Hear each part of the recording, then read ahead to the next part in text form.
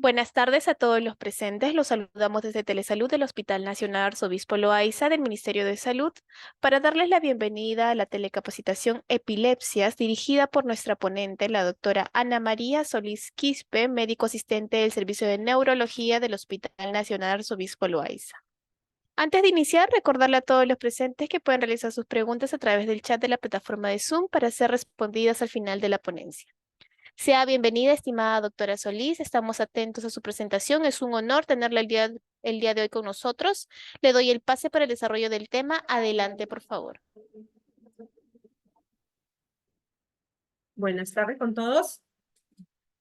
Bueno, mi nombre es Amanda María Solís, como dijo la señorita, soy médico asistente del Hospital Loaiza y el día de hoy me toca un tema muy importante que es que es una enfermedad, ¿no? La enfermedad de epilepsia. El tema es tan amplio, ¿no? Porque comprende muchas definiciones, también quizás identificar algunos tipos de crisis, tratamiento, pero vamos a abocarnos en esta oportunidad. He querido hacer énfasis, sobre todo tener algunas definiciones, ¿no? Precisarlas, identificar algunos tipos ¿no? de crisis epiléptica, que a veces es difícil, digamos, entenderlas. Generalmente la que conocemos son las tónico-clónico generalizada, la llamada convulsiva, pero vamos a ver que existe otro tipo de crisis, mostrar con videos estas crisis y hacer también dentro de esto lo que es la clasificación, basada en lo que es la clasificación de 2017.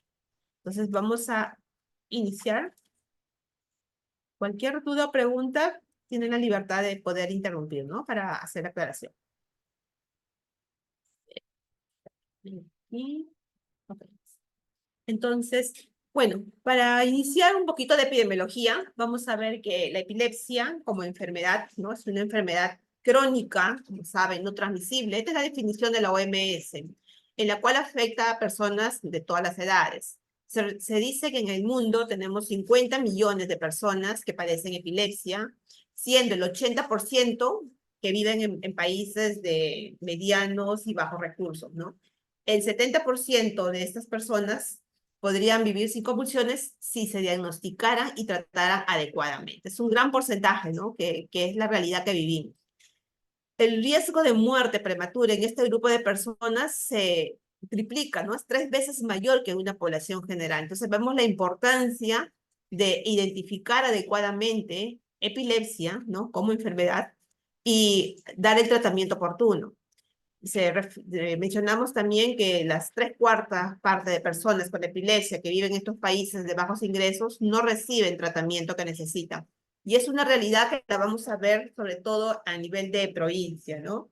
En el interior de nuestro país vamos a ver que esto a veces es difícil, probablemente por la lejanía de estos pacientes en llegar a digamos, a un hospital de mayor capacidad resolutiva, sobre todo por el medicamento. Es básicamente. Es muy probable que muchos médicos que me están escuchando estén en el primer nivel de atención, que son los primeros en captar quizás a estas personas, pero al momento de querer enfrentarse o digamos dar un tratamiento oportuno, pues se ven limitados por las condiciones que no cuentan con esta medicina en sus centros. Entonces, a veces llegan, luego posteriormente son referidos y hay un tiempo de demora en este aspecto. Entonces, vamos a definir qué es la epilepsia.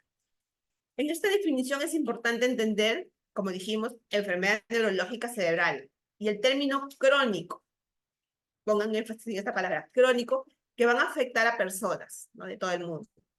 ¿Y cómo se genera esto, no? Se genera cuando hay una descarga normal de las neuronas a nivel cerebral en forma paroxística y recidivante. ¿Y qué quiere decir? Paroxístico significa algo brusco, súbito, de un momento a otro. Y recidivante, que es, digamos, que se da en breves, de corta duración, pero es recurrente, ¿no? Es más de una vez. Y estos términos, crónico, paroxístico y recidivante, hay que tenerlo en cuenta cuando uno va a dar o definir lo que es epilepsia como enfermedad. Se puede generar por múltiples etiologías que vamos a tocar en algunos puntos, algunos ejemplos que vamos a dar, ¿no? Que puede ser genético, estructural, metabólico o desconocido. Causas de epilepsia, las causas más frecuentes que desencadena epilepsia, podemos tener la causa genética, como dijimos, algo que ya el paciente nace con esta condición. Un traumatismo craneoencefálico, por ejemplo, acá en el gráfico podemos ver, ¿no? Esta es una lesión, ¿no? Traumática por bala, por arma de fuego. Entonces, un traumatismo craneoencefálico, enfermedades cerebrales, un tumor, un infarto cerebral, algunas malformaciones cerebrales, enfermedades infecciosas, ¿no? Que te puedes encadenar eso, lesiones prenatales, también niños que pueden nacer con algún tipo de asfixia perinatal, ¿no? Al momento del nacimiento, algunos trastornos en el desarrollo. Entonces, son las causas más frecuentes que podemos encontrar en este grupo. Ahora, tener presente, como dice ahí, creo que no se ve, ¿cómo está? ¿Se puede meter la pantallita? Bueno, tener presente que tener, digamos, epilepsia implica, tener crisis epiléptica implica tener epilepsia, no necesariamente. Uno es tener crisis epiléptica y otra cosa es tener epilepsia. Como dice acá, no necesariamente.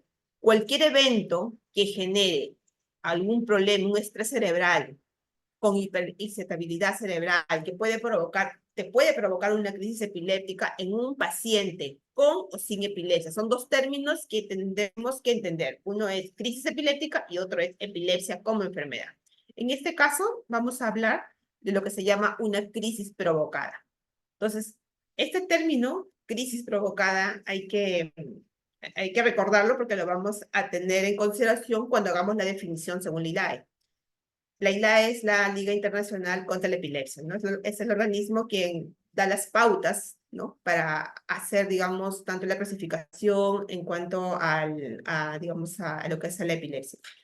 Entonces, crisis provocada implicaría, significa una crisis reactiva, crisis sintomática aguda, algo que te puede gatillar. Entonces, una fiebre alta te puede provocar una crisis epiléptica.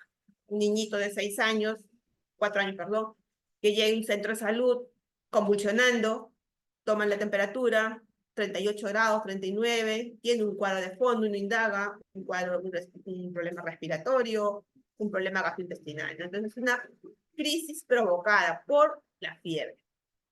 Un paciente diabético, un señor diabético, que ese día pues llega convulsionando a un centro de salud, en la cual encuentra la glucosa, digamos 20, entonces llega convulsionando con trastorno de conciencia. Entonces una crisis provocada por un hipoglicemia. Un desbalance hidroelectrolítico también, ¿no? Un ancianito con diarrea, con vómitos, se puede tener algún tipo de alteraciones de esto y puede llegar a convulsionar. Algunas drogas estimulantes también. Entonces, tiene muchas causas. Lo que quiero que entiendan es algo que puede gatillar, o sea, tiene digamos, un detonante. Entonces, podemos decir, hay crisis epiléptica, ¿sí? De presentación paroxística, cumple paroxístico, algo que gatilla, pero no es crónico ni recidivante, porque es un evento a causa de algo. ¿Y por qué hacemos énfasis aquí? La definición que se maneja actualmente es la definición de ILAE, como le dije, esa es lo que es la Liga Internacional contra la Epilepsia, que es la asociación, digamos, que da las pautas para todo esto, del 2014, esta que todavía mantenemos como definición. La primera definición, creo que muchos de ustedes lo conocen, probablemente, ¿no? Que se menciona que son aquellas crisis epilépticas no provocadas, por eso le dice la explicación inicial, a qué se refiere no provocada, porque provocada es algo que gatilla. Esta tiene que ser no provocada. En la cual tenemos dos crisis epilépticas no provocadas que ocurren con una separación de por lo menos 24 horas, ¿no? Entonces, a eso nos referimos en la primera definición. La definición mucho más fácil de entenderla y de aplicarla, ¿no? La otra definición que maneja ILAE, que también traté de explicarlo con términos sencillos, se refiere a aquella persona que tiene una sola crisis epiléptica, no provocada, por ese término no provocado, o sea que no debe haber una causa. Si llega un niño con dos crisis y las dos hicieron por fiebre, es una crisis provocada. Esa no entra en mi definición, tiene que ser no provocada. Entonces, en la segunda definición hablamos de una crisis epiléptica no provocada y que está acompañando con una evidencia, sea clínica, ¿no? Algún tipo de, no sé, pues una debilidad del cuerpo, o electroencefalograma, y hacen un electroencéfalo y hay alteración, hay ondas agudas o ondas puntas, o una neuroimagen, ¿no? Una tomografía, una resonancia en la cual vemos algunas lesiones, que indican, o sea, tenemos una sola crisis y con cualquiera de estos, indica la probabilidad hasta de un 60% de presentar recurrencia, ¿no? En los próximos 10 años. Por eso, este grupo también entraría a esta definición de epilepsia como enfermedad, ojo, esta definición de epilepsia como enfermedad. Y la tercera definición, que es un poquito más elaborada, se refiere cuando diagnostican un síndrome epiléptico. Ya ahorita le voy a explicar a qué se refiere con un síndrome epiléptico. Crisis refleja, le menciono, porque es lo que menciona en ILAE, crisis no provocadas o reflejas es el otro, el sinónimo. Se refieren a crisis reflejas, digamos, que son inducidas ante un factor, algo que los puede activar, ¿no? Un estímulo visual, niños que están con, a veces, con los dispositivos electrónicos, sobre todo en niños a veces se ve, ¿no? Con el celular, y está que disparan esos luces intermitentes, algunos niños pueden provocar estas crisis. Auditivas, algunos sonidos, somatosensitivas, ¿no? El calor intenso, ¿no? Somatomotor. Entonces, algo que le pueda, digamos, desencadenar, ¿no? Digamos, algo que lo pueda, por una estimulación, me refiero. A eso se le llama crisis refleja. Y acá tenemos un cuadrito que explica por qué ILAE considera, en la primera definición, que tengo dos crisis no provocadas y con la separación de 24 horas. ¿Por qué? Porque se hicieron un estudio de Hauser en la cual mencionaron, ¿no? Vieron paciente con primera crisis, ¿no? La primera crisis que tenemos, este es el riesgo de recurrencia y acá los meses siguientes. Y cuando estos pacientes hacen su segunda crisis, ¿no? Vamos a ver que el riesgo en la segunda crisis tiene hasta un 40 o un 52%. Y si esperamos a este paciente una tercera crisis, el riesgo aumenta. En un plazo de 4 años se vio que aumentaba hasta un 73%. Por eso, digamos, la definición de las dos crisis, hablamos hasta la segunda, ¿no? Mínimo 2. Aunque presente mínimo 2, ya nosotros tenemos el diagnóstico de epilepsia y por lo tanto podemos empezar tratamiento, ¿no? Esa es la idea. Porque la idea era, ¿por qué queremos saber si tiene epilepsia o epilepsia? Justamente es para saber si ya tiene epilepsia, ya es una enfermedad, necesita tratamiento. ¿Ok? Entonces, eso es más o menos la intención, digamos, de hacer esta definición. Síndrome epiléptico. Bueno, todos sabemos que el síndrome es un conjunto de signos, síntomas específicos que puede acá incluir uno o más tipos de crisis epilépticas, ¿no? Ahora que vamos a ver algunos videos de algunos tipos de crisis, o sea, pueden tener algún tipo de crisis tónica, atónica, automatismos, ¿no?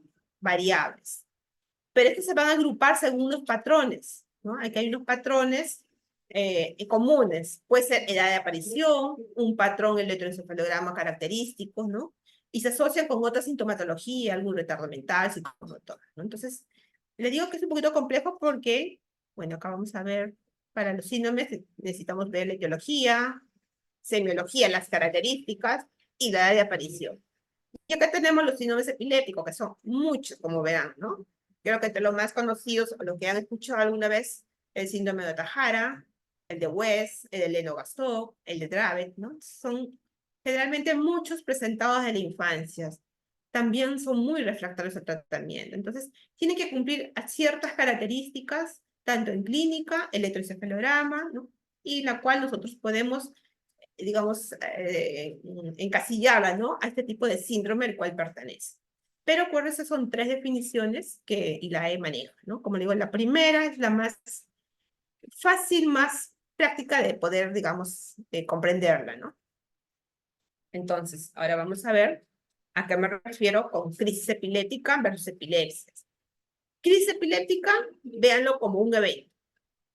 Epilepsia como enfermedad, ¿no? Asociada a crisis epiléptica que recurren espontáneamente.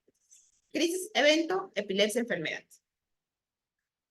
Entonces, vamos a ver, antes de hacer la clasificación y ver los videos y algunos casitos, algunos términos que también en nuestra práctica podemos, digamos, tenerla en consideración, ¿no? Aquí hablamos de epilepsia refractaria.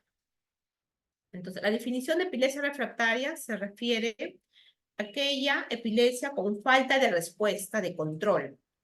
Siempre el objetivo de tratamiento de la epilepsia es que el paciente no convulsione. El objetivo importante, ideal, es que no te convulsiones con el tratamiento. Entonces, ese es el objetivo. Entonces, es falta de respuesta al control de esas crisis de dos fármacos antiepilépticos, sea que empieces en monoterapia o combinados. Que sean, digamos, fármacos bien tolerados por el paciente, bien elegidos y que el paciente cumpla adecuadamente, ¿no? O sea, un paciente ideal toma adecuadamente sus medicinas, un paciente que está emocionalmente bien, han elegido bien, de acuerdo al tipo de crisis, el tratamiento se le va a dar. Entonces, y aún así el paciente te sigue convulsionando, entonces ya podríamos hablar de epilepsia refractaria. Pero, ¿qué sucede? Que hay algunos factores que te pueden dar una falsa refractariedad, ¿no? A veces en la consulta viene el paciente que toma, póngase valproato, y los dos últimos, el paciente le controlaba bien su medicina, le daba sus crisis, qué sé yo, cada 3 meses una, ¿no? Aparentemente estaba bien, y hace 2 semanas va a la emergencia porque comenzó a convulsionar al día 2 veces por 3 días. Y a veces llegan cambiados con medicamento, o el paciente dice, doctora, no me hace bien el medicamento, cámbiame para otro medicamento o hay que agregar. Y cuando uno pregunta al paciente qué es lo que hizo, pues a veces los pacientes, fin de semana, a veces tienen un compromiso, como van a tomar alcohol ese día, pues suspenden, ¿no? Bruscamente. O ese día el paciente tiene un examen en la universidad y tuvo una amanecida, o sea, amaneció estudiando. Entonces hay algo gatillante. Entonces, por eso le digo, hay factores que pueden dar una falsa refractariedad. Por ejemplo, tenemos acá, hay que tener en cuenta un diagnóstico erróneo de epilepsia, ¿no? Podemos tener a un niño que convulsiona por fiebre, ¿no? Recurrentemente epilepsia y le damos un tratamiento, ¿no? Este caso no, porque tiene una causa provocada por la fiebre, ese no necesita tratamiento. Entonces, erróneamente le podemos dar un diagnóstico. Ausencia del diagnóstico de un síndrome epiléptico adecuado, ¿no? Vimos ahí como 40 y tantos síndromes epilépticos, pues equivocadamente, pues le damos un mal diagnóstico del síndrome y podemos hacer que no responda adecuadamente al tratamiento, ¿no? Mala elección de los dos primeros fármacos, dijimos, ¿se acuerdan? Una, o sea, en monoterapia o combinado, ¿no? Que sean adecuadamente, digamos, indicados. Entonces, elegimos mal un paciente que tenga, no sé, pues una convulsión mioclónica y le dejo carbamazepina, ¿no? Entonces, no se da. Entonces, hay medicamentos que para un tipo de crisis no conviene dar, aumenta la crisis. Entonces, todo eso hay que considerar. O la presencia de un factor agravante, lo que les mencionaba, y lo que es más frecuente en la consulta, ¿no?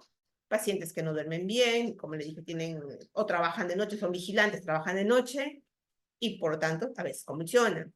O no se adhieren al tratamiento, a veces se acuerdan, se olvidan, o ellos mismos se bajan la dosis.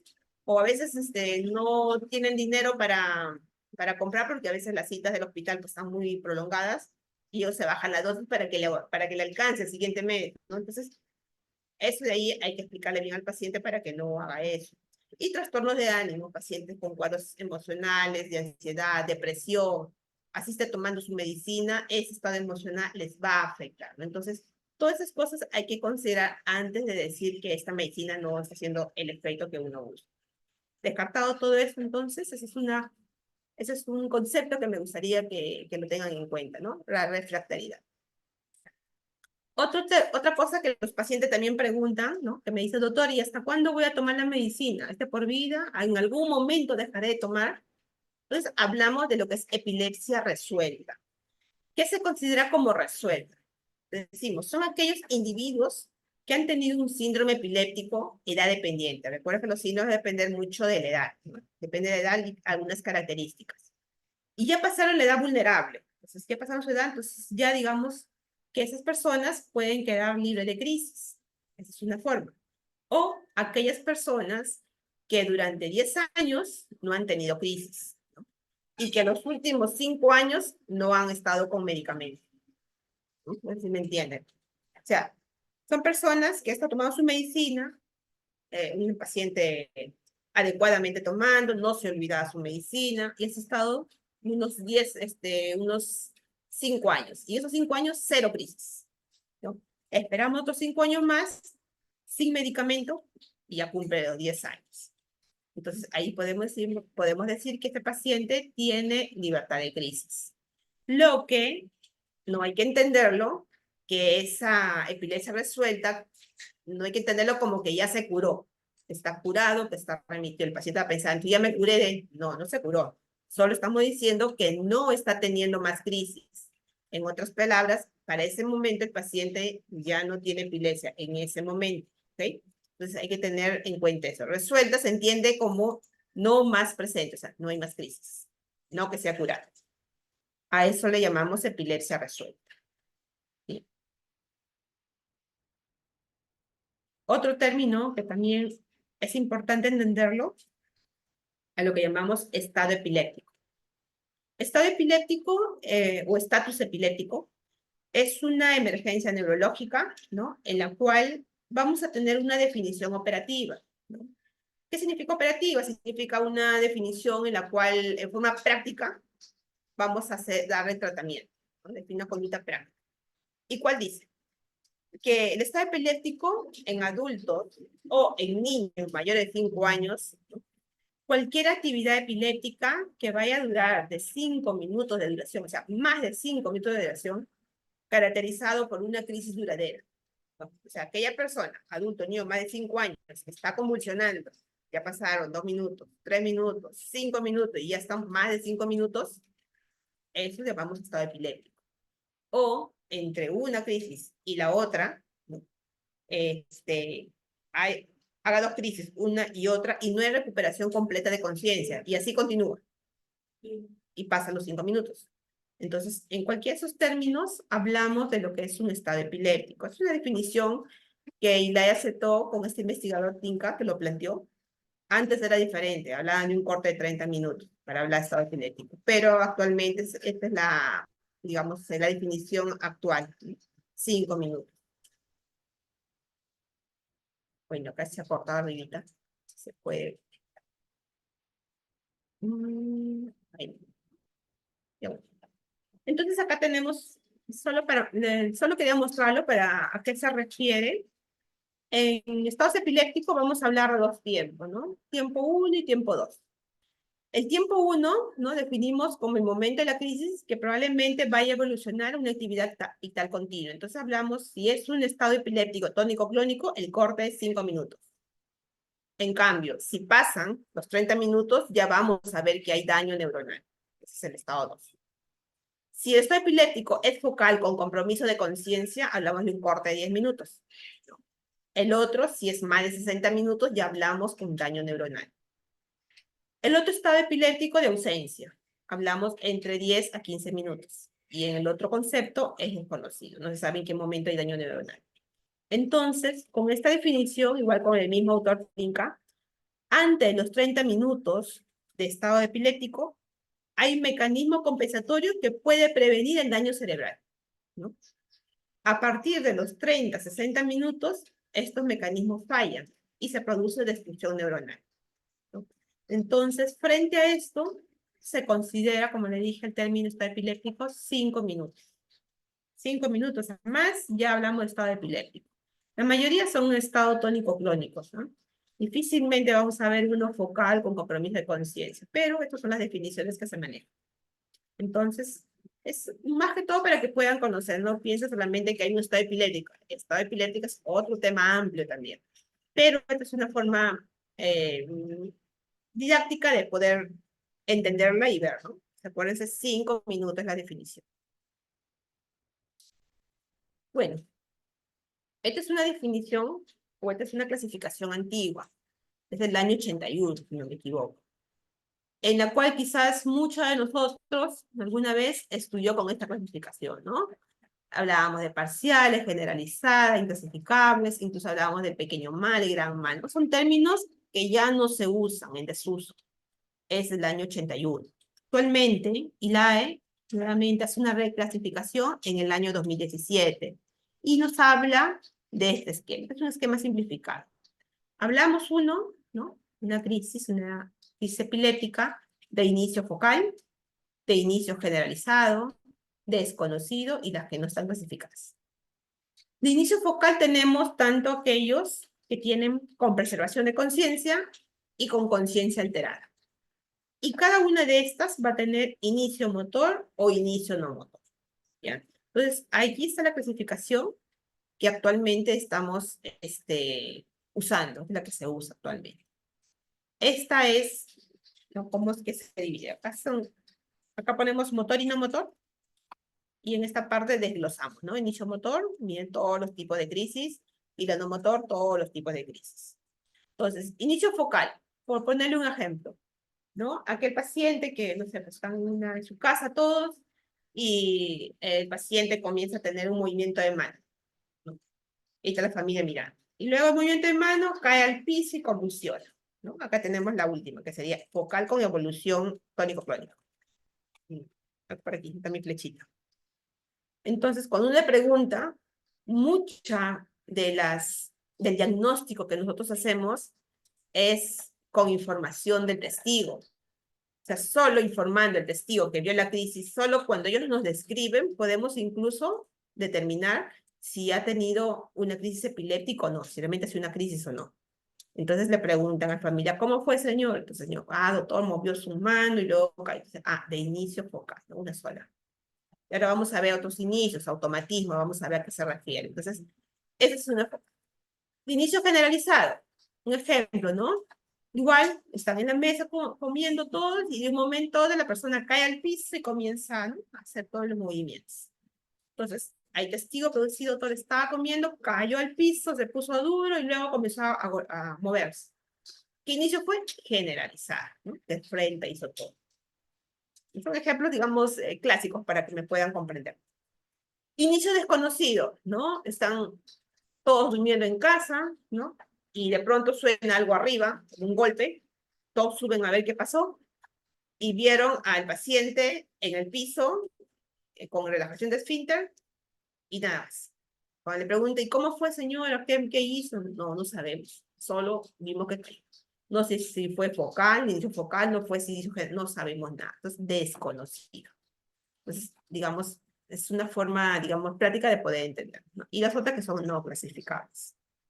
Entonces, ahora vamos a ver, bueno, este es como un resumen en la cual ILAE se basó, considerando, ¿no?, los tipos de crisis, si son de inicio focal, generalizado, desconocido, los tipos de epilepsia que pueden generar, consideró las comorbilidades de los pacientes, ¿no? También los síndromes epilépticos y las etiologías, ¿no? Que pueden ser de diferentes índoles, ¿no? Estructurales, genéticas, que mencionamos, ¿no? Infecciosas, metabólicas, autoinmunes o desconocidas. Entonces, todo esto ILAE consideró para hacer esta clasificación que les he mencionado del 2017. Entonces acá tenemos, por ejemplo, dos esquemas en la cual queremos ver acá el foco epileptógeno, ¿no? De inicio focal, o sea, una zona en la cual es el que dispara esta actividad anormal, digamos, en la cual se va a ver reflejada en nuestro electroencefalograma, ¿no? Si ven acá, es una forma didáctica de ver un electroencefalograma en la cual estas gráficas juntas está, digamos, dando a entender que esta es la zona donde está provocando la crisis, ¿no? Y que luego se va a generalizar. Acá hay una generalizada que ya es todos los hemisferios, ambos hemisferios, no hay un punto específico epileptógeno. Entonces acá tenemos que en todo el trazado se ve, pues, las ondas, las punta ondas, ¿no? Es una forma práctica de poder verlo. Y acá algunos ejemplos. ¿Se puede sacar esto de aquí? ¿Se puede subir? La varita está ahí, la más chiquita. Para que miren el concepto de aquí. Esta barrita.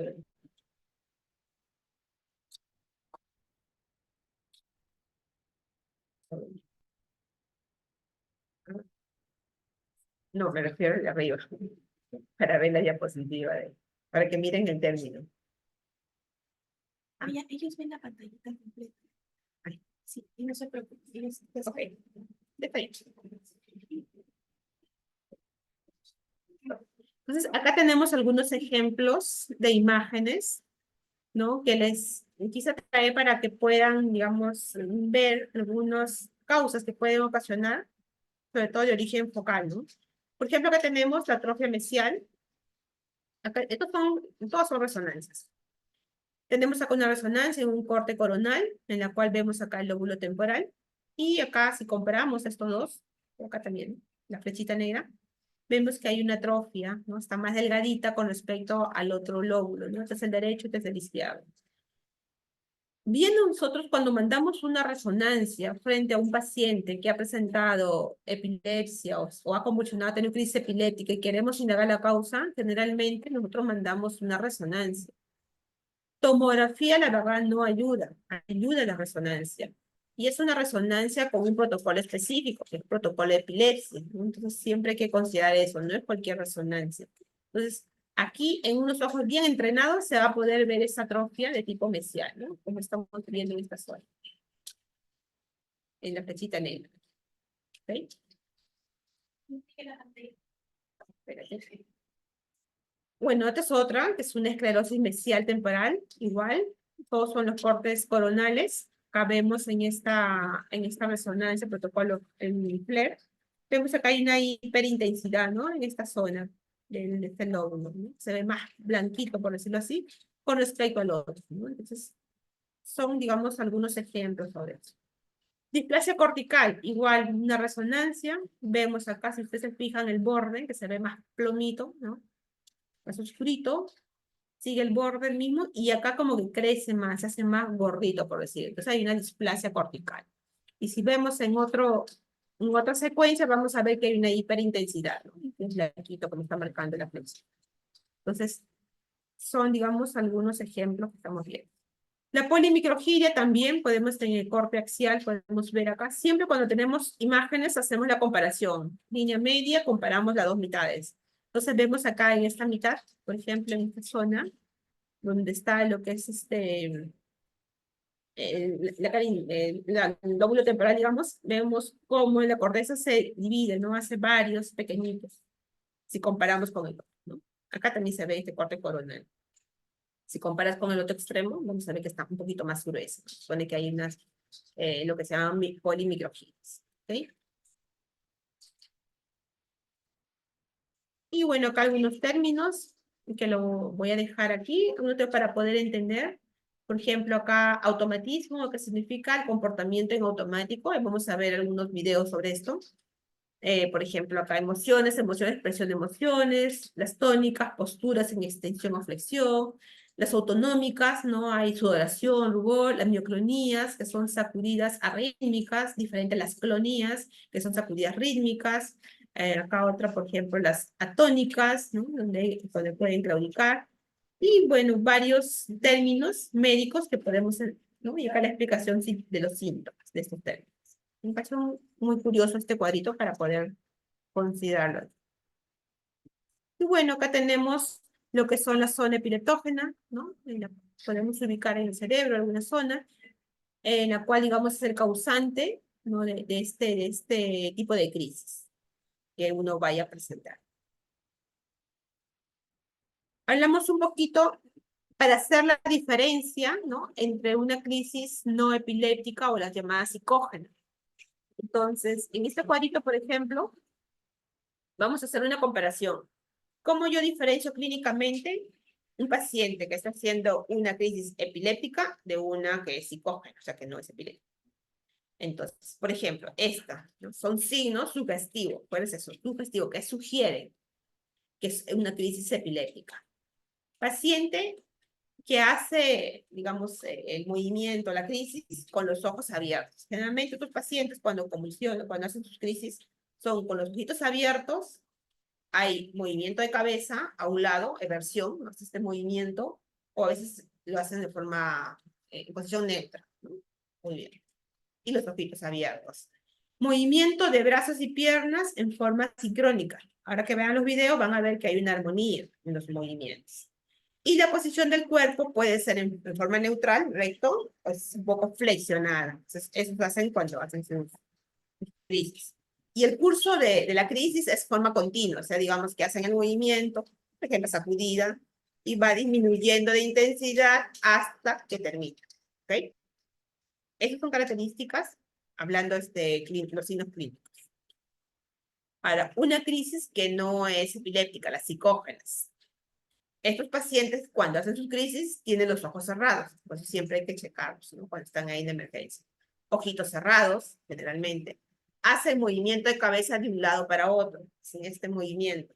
Están convulsionando y están ahí con la cabeza moviendo. Hacen los movimientos de brazo y pierna en forma sincrónica, ¿no? Hacen estos movimientos. No tienen una ritmicidad, están moviendo. La posición del cuerpo hacen como un opistótomo, hacen una hiperextensión, se tiran para atrás. Ahí vamos a ver el video cómo lo hacen.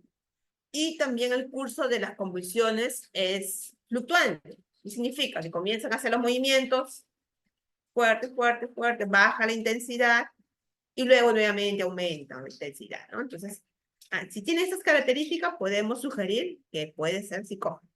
¿Okay? Y este es un resumen, ¿no? de los dos cuadritos que les mencioné.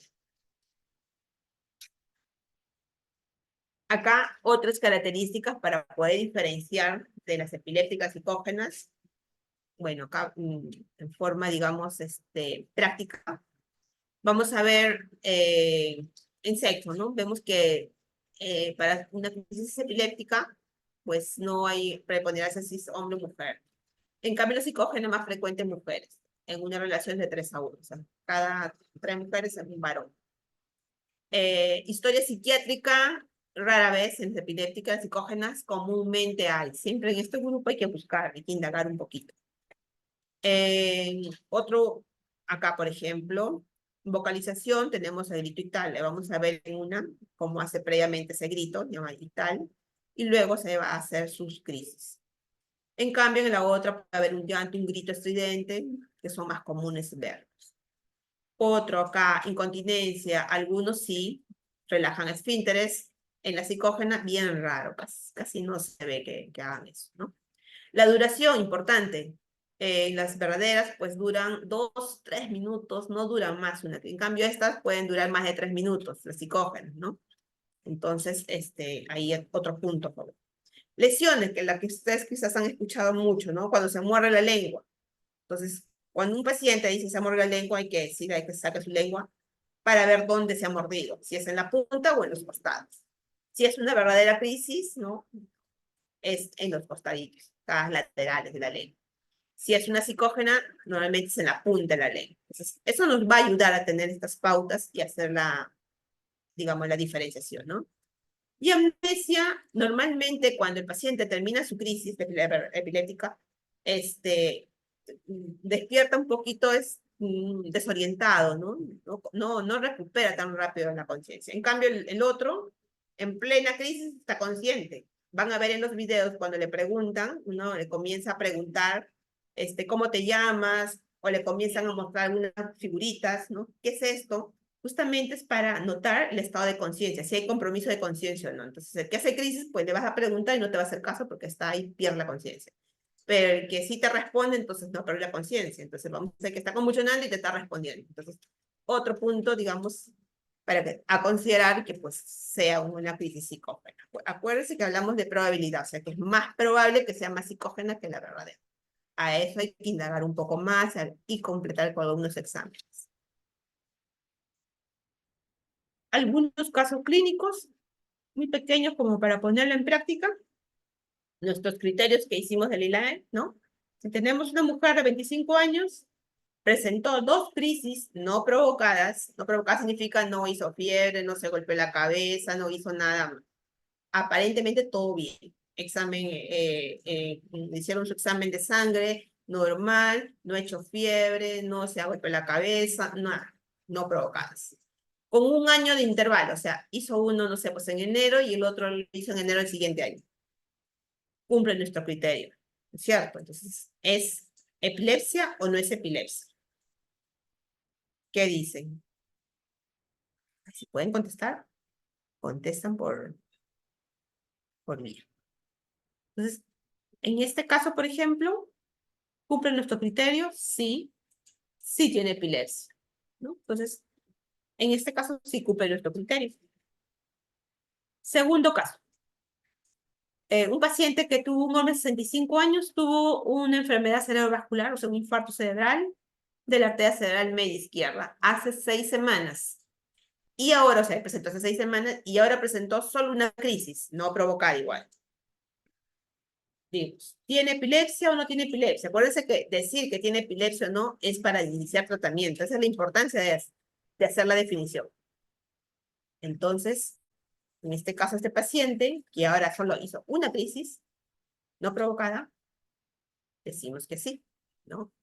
Con una crisis y con este evento que tuvo de un SB, puede ser un infarto cerebral, puede ser que tuvo una infección, puede ser que tuvo un traumatismo craneoencefálico, ¿no? Tiene mayor riesgo de presentar otra crisis no provocada. Por eso es la segunda definición, hasta un 60%, ¿no? Entonces, sí tiene epilepsia este paciente. Hay que dar tratamiento, ¿ok? Otro caso. Creo que es el tercer caso. De ahí vienen ya los videos. Entonces, tenemos aquí, por ejemplo, el paciente de 85 años tuvo una crisis focal a la edad de los 6 años y otra a los 8 años.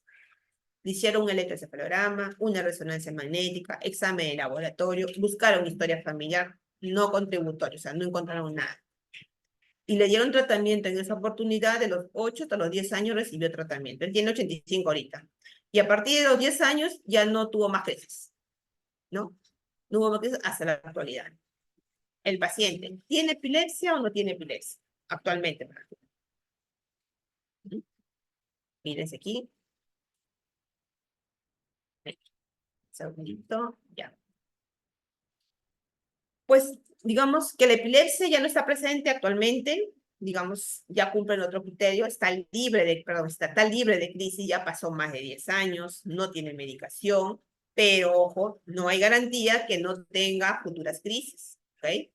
Eso siempre hay que advertir al paciente. El diagnóstico ahorita, para ese paciente sería, ahorita no tienes epilepsia, o sea, en este momento, pero no te puedo garantizar que si acá unos años pueda presentar una crisis, ¿ok?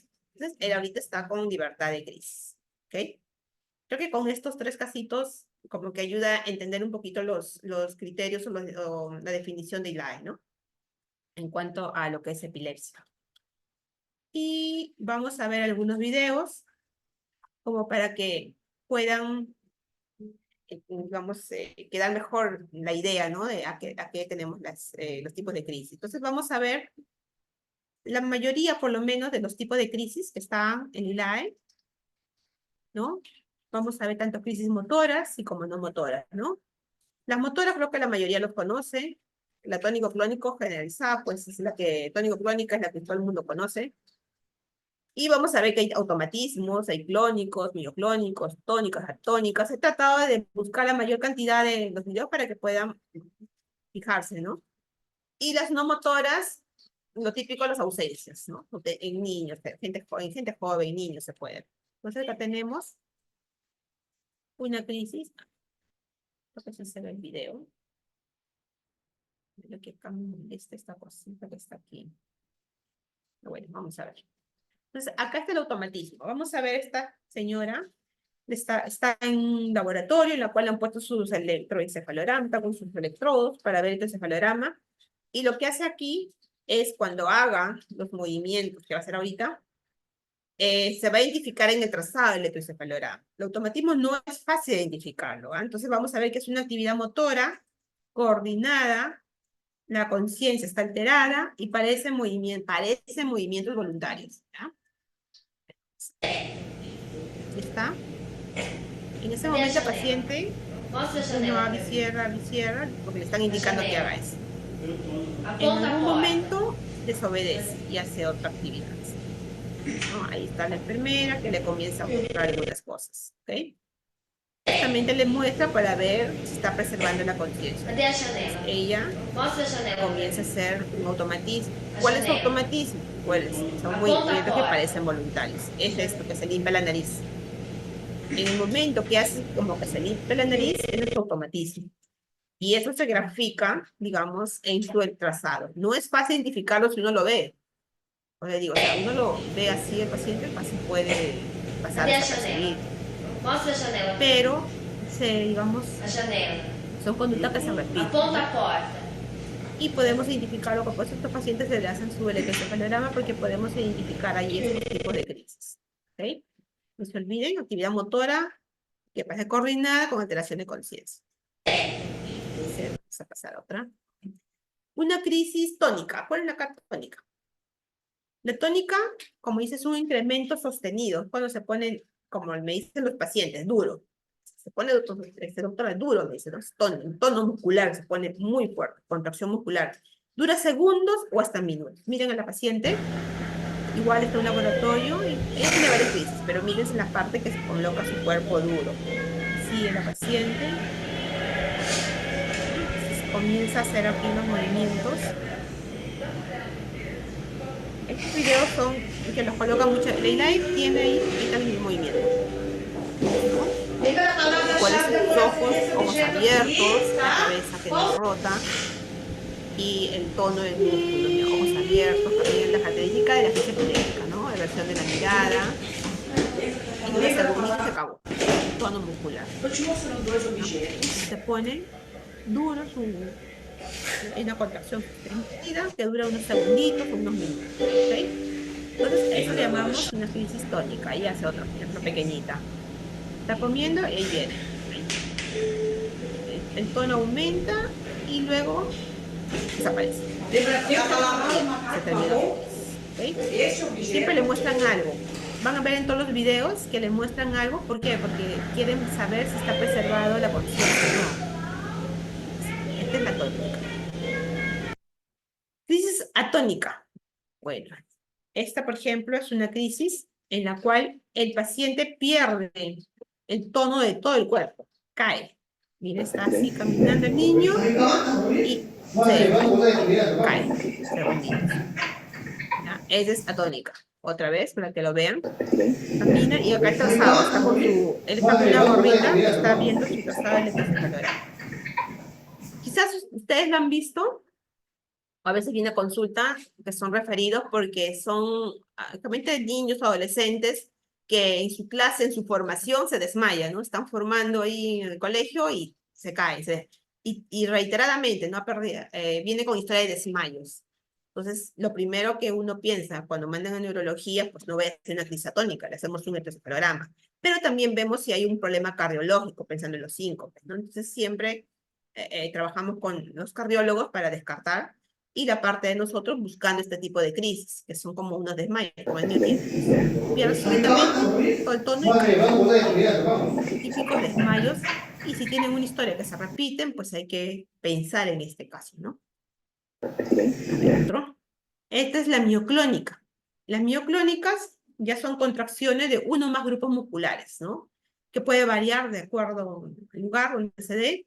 Son menos rítmicas y menos sostenidas que las clonías. Vamos a ver, por ejemplo, la jovencita está durmiendo, le ponen su electroencefalograma, que es ultrasalto acá, y ahí está la mioclonía. Como unos sobresaltos, ¿no? Está durmiendo y sobresalta. La mioclonía es tan fuerte que incluso la despierta, un momento que la va a despertar.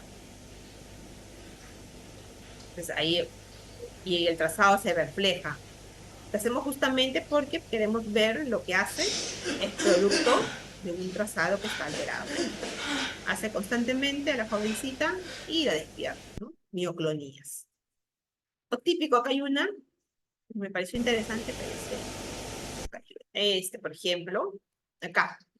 La jovencita está tomando su desayuno y en un rato viene su mioclonía y tira lo que tiene en mano. Es un súbito. Segunditos. Son crisis que se presentan generalmente en las A primeras veces horas vienen del día, ¿no? los pacientes con esa historia, ¿no? ¿No? Es un La súbito. mamá viene y me Son dice, sí, crisis mi hijo que se está presentan escribiendo con generalmente su en las primeras lapicero y horas de del momento día. lo tira. Así de la nada. Y es reiterativo, es así, lo presenta. Entonces sospecho, no sé qué sea un cuadro de mioclonía, ¿no? Recuerden que las crisis van a variar en el tiempo. Puede ser un niño que haya empezado con los tónicos clónicos generalizados, pasa más tiempo, puede hacer ausencia, o sea, puede ir variando. No significa que solo tiene una crisis y toda su vida va a tener la misma crisis. Puede ir variando siempre, por eso preguntamos. De las típicas, buscamos si no hay otro. Generalmente el familiar es el que se da cuenta, entonces hay una conducta que es repetitiva, entonces hay que pensar en estos casos, ¿ya? Súbito. Esta es la más conocida, creo que todos lo conocemos, lo hemos visto en televisión, ¿no? La tónico-clónico general, las convulsivas, entre comillas, ¿no? Entonces, es una secuencia de fase tónica seguido de una clónica y luego de inicio generalizado. Van a ver estas personas Primero, cómo empieza la fase tónica. Miren siempre la característica, eversión de la cabeza, de la mirada, rotación de la cabeza. Ahí viene la fase tónica, se pone como dice duro, ¿no? Con el movimiento de las manos, ahí no está el audio, pero es un grito ahí, se llama el grito le pone oxígeno porque la fase tónica ellos no respiran porque se ponen un poquito moraditos. Le ponen oxígeno, se llama tónica. Si ustedes tocan el tono del paciente, está duro. Y luego comienza a hacer las clónicas, las sacudidas. Y tiene que ser de forma sincrónica, ¿no? En un orden, ¿ves? Ahora cuando veamos las psicógenas se van a dar cuenta. En un orden, ya está la fase clónica, ¿ok? Entonces, no se olviden, creo que miren la característica, rotación de la cabeza, ojos abiertos, mirada hacia arriba, estar ahí, se pone duro, como dice, el tono aumenta, y luego que aumenta el tono, segundo, al respirar un se colocan el oxígeno. En esta fase, por favor, no le vayan a poner nada en la boca, no se pone cuchara, no metan trapo, no hagan nada. Lo único que tienen que cuidar es que no se golpee la cabeza, ¿ya? Y educar a los familiares, que muchos familiares ya tienen, ¿no? Que le han puesto algo, entonces a veces en lugar de beneficiarlos, doctor, pero se va a morder la lengua, que se muerda la lengua se va a morder como cualquiera de nosotros se haya mordido la lengua, o sea, no se va a partir su lengua. Entonces hay que siempre educar a nuestros pacientes esa parte, ¿ok? Y acá tenemos otra, pues este es un video con el agradecimiento del doctor Walter Lacruz, que fue el que proporcionó, porque no encontré muchos espasmos epilépticos. Se ven niños, ¿no? Miren. Un momento, y es crisis. Está llorando el pequeñito, y luego aumenta otro, cae, ¿no? Vamos a repetirlo ahí. Repetir, está llorando, no hay audio, pero en ese momento que hace esa flexión, es su crisis del pequeño. El niño está con un gorrito para ver el trazado, en el trazado se ve que esa forma que hace es el, digamos, pero si uno lo viera cualquier niñito, pues lo pasaría como inadvertido, ¿no? No es fácil identificar esto en niños pequeños.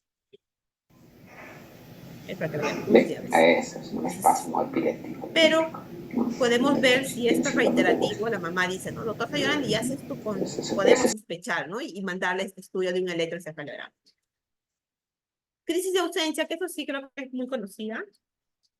Son de inicios súbitos, interrumpen lo que están haciendo, la mirada fija, segundo nada más, no te responde porque pierde la conciencia y luego recupera. Este niño, por ejemplo, le están diciendo, toma aire, mantén tus manos para arriba.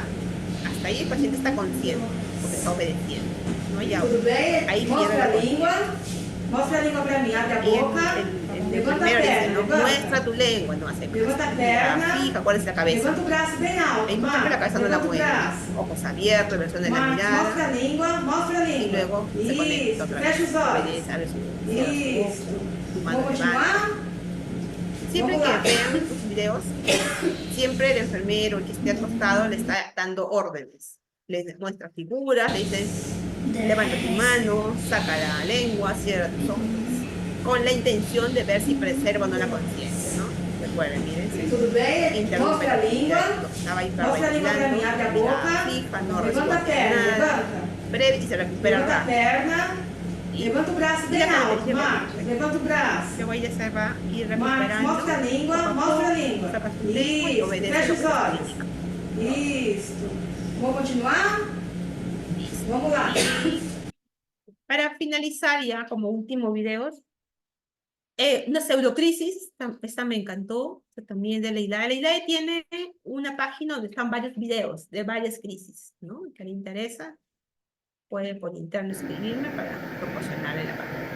Entonces, por ejemplo, esta persona mayor, miren sus características. Pseudocrisis. La cabeza no lateraliza mucho, pero tiene ojos cerrados. Miren los movimientos de mano. Ya están cerrados. Ya por ahí como podemos pensar. Que sea una crisis un poco dudosa. Los movimientos de manos, y curioso. Miren cómo hacen los movimientos aparentemente armónicos.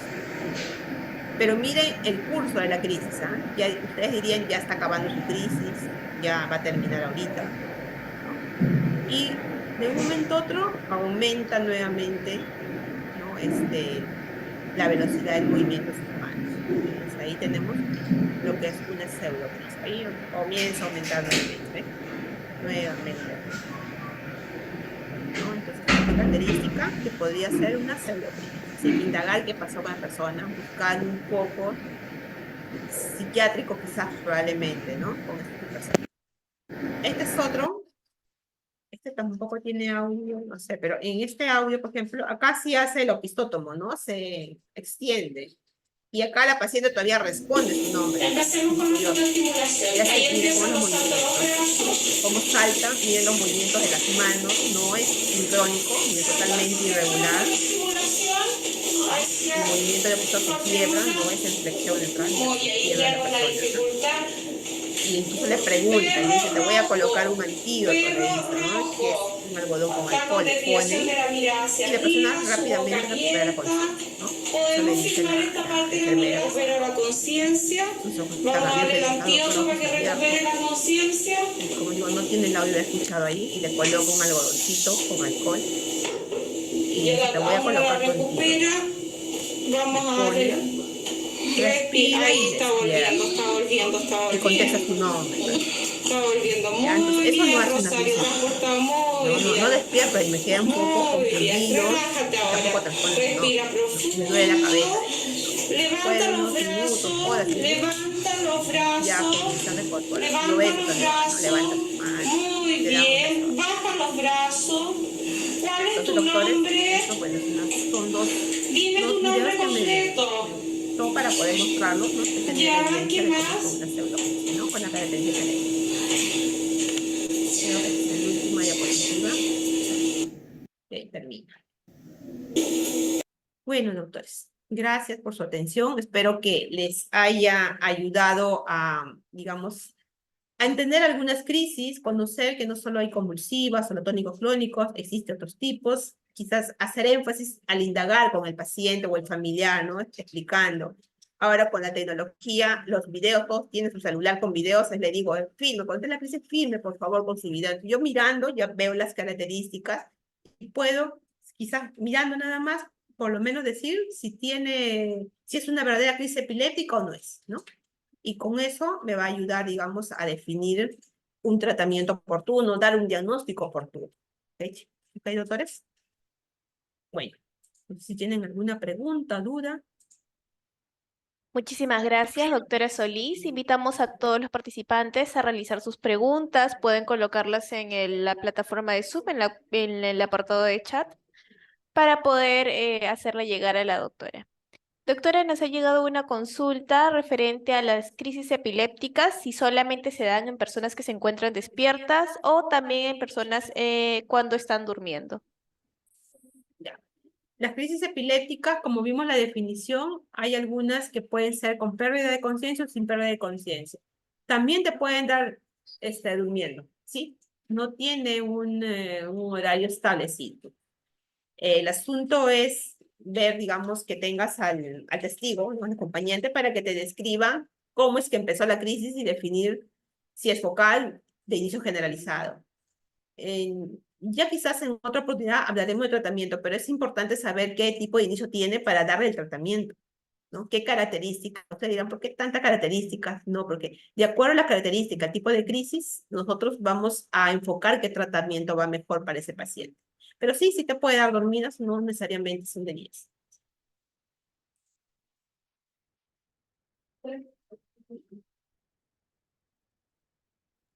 Muchísimas gracias, doctora. Otra de las consultas que nos han realizado los participantes es cuando el paciente solo tiene crisis epiléptica cuando duerme, ¿qué tipo de epilepsia es? Las epilepsias que es cuando duerme son las mioclónicas juveniles. ¿Ya? Son las que frecuentemente la vamos a ver, aparecen realmente en la noche o cuando están por amanecer, en la madrugada. Son características de este tipo de epilepsias. Y generalmente, pues con un electroencefalograma podemos ver incluso el trazado.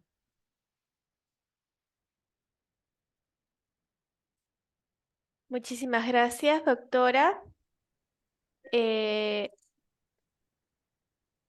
voy a hacer llegar una pregunta más,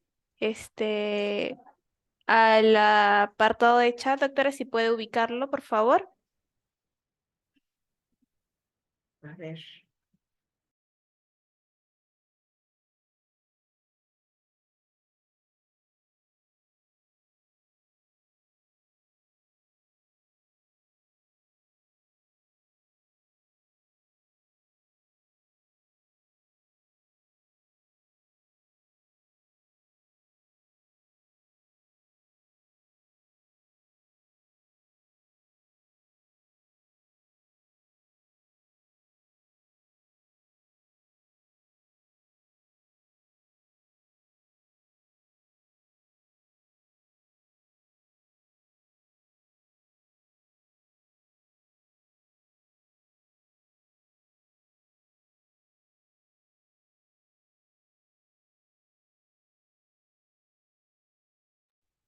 A ver, Muchísimas gracias, doctora. a ver. Vamos a continuar con la siguiente pregunta. Hay uno que Eh, dice convulsión o epilepsia. No, no es lo mismo. No, acuérdense que le dije, epilepsia es la enfermedad, o sea, ya ponerle nombre. Es una enfermedad que tienes que dar tratamiento. Una convulsión, que es generalmente las tónico-clónica, lo puede presentar una persona, como le dije, que ha hecho fiebre, que ha hecho una hipolisemia. Realmente lo más frecuente que se ve en niños chiquitos que convulsionan por fiebre. No se le da tratamiento antipiléptico porque es una crisis provocada por algo, pero sí hay que indagar la causa, ¿no? ¿Por qué ha hecho eso? Y me dirán, doctora, pero ya hizo 2 veces, las dos fueron por fiebre, igual no es provocada. Tendrás que indagar la causa, pero no es epilepsia. Epilepsia es ya darle el rótulo para dar tratamiento. A eso me refiero. Y se trata de cuadro de fondo, sí, medicación de epilepsia. Claro, si tienes a alguien que hizo epilepsia por una fiebre, primero hay que ver si es a ver, la crisis por fiebre lo vamos a ver en niños pequeños, menores de 5 años, muy frecuente encontrar que hagan crisis epiléptica por fiebre. No se da tratamiento antipiléptico, se trata la fiebre y se busca la causa. No, eso es porque tiene una causa que es la fiebre. Una persona grande, adulta, ¿no? Ya digamos 20, 30 años, que te haga convulsiones por fiebre, igual tiene una causa. Con ellos tenemos la obligación. Si es crisis única, todavía no, pero hay que indagar. ¿Por qué? Alguien adulto no te hace fiebre y te convulsiona. Hay que indagar la causa, hacer estudios de electroencefalograma, imágenes de resonancia, indagar qué ha pasado. Hasta no tener o no cumplir los criterios de ILAE, pues no le vas a dar tratamiento, acuérdense. ¿No? 2 crisis no provocados, o que tenga una lesión previa en el cerebral o el electroencefalograma y con una crisis. Entonces, a eso sí tendríamos que ver. Creo que ya nada más, me parece. Muchísimas gracias, doctora. Culminamos la ronda de preguntas. Vamos a agradecer a todos los participantes el día de hoy por haberse conectado y los invitamos a suscribirse a nuestro canal de YouTube. Nos pueden encontrar como Hospital Nacional Arzobispo Loaiza y podrán ver nuevamente las telecapacitaciones y tele-IEC. De igual manera, pueden escribirnos en los comentarios otros temas de interés que les gustaría que se tocaran próximamente. Y con nosotros sería hasta una próxima telecapacitación. Ha sido un honor tenerla el día de hoy con nosotros, doctora Solís, y felicitarla por tal extraordinaria ponencia que ha desarrollado el día de hoy. Muchísimas gracias. Gracias.